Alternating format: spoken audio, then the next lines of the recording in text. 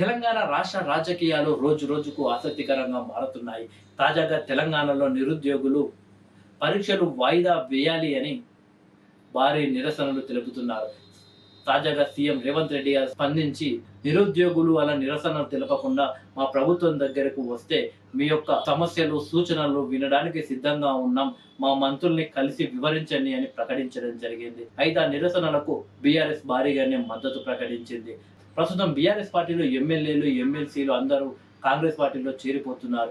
ఈ సందర్భంలో ఎలాగైనా బీఆర్ఎస్ పార్టీని కాపాడుకోవాలనే లక్ష్యంతో కేటీఆర్ గారితో రాష్ట్ర వ్యాప్తంగా పాదయాత్ర చేయించాలి అని కేసీఆర్ గారు భావిస్తున్నట్టు తెలుస్తుంది. అయితే ఆగస్టులో ఈ యొక్క పాదయాత్ర స్టార్ట్ కాబోతున్నట్టు తెలుస్తుంది. అయితే ఒక సంవత్సరం కూడా గడవలేదు. బీఆర్ఎస్ పార్టీని తిరిగి బలోపేతం చేయాలి, మిగిలిన నాయకుల్ని ఎవరు కూడా బీఆర్ఎస్ పార్టీ నుండి పోకుండా చూసుకోవాలనే లక్ష్యంతో బీఆర్ఎస్ పార్టీ భారీ ప్లాన్ వేసింది. కాంగ్రెస్ పార్టీ అధికారంలోకి వచ్చి సంవత్సరం కూడా గడవలేదు.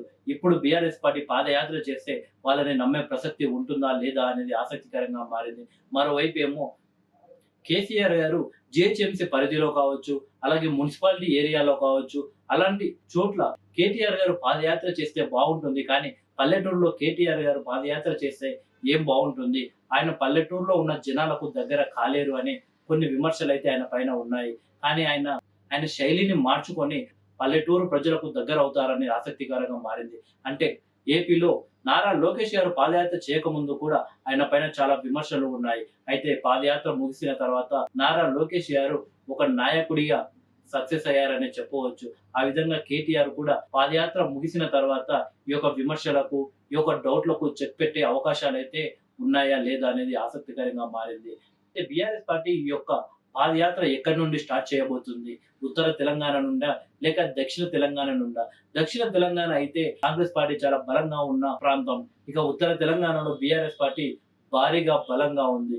అయితే ఈ యొక్క రెండు ప్రాంతాల్లో బీఆర్ఎస్ పార్టీ ఎక్కడి నుండి మొదలు పెట్టబోతుందో చూడాలి. అయితే ఇప్పటికీ హైదరాబాద్ లో బీఆర్ఎస్ పార్టీ బలంగా ఉంది అని బీఆర్ఎస్ పార్టీ నాయకులు భావిస్తున్నారు.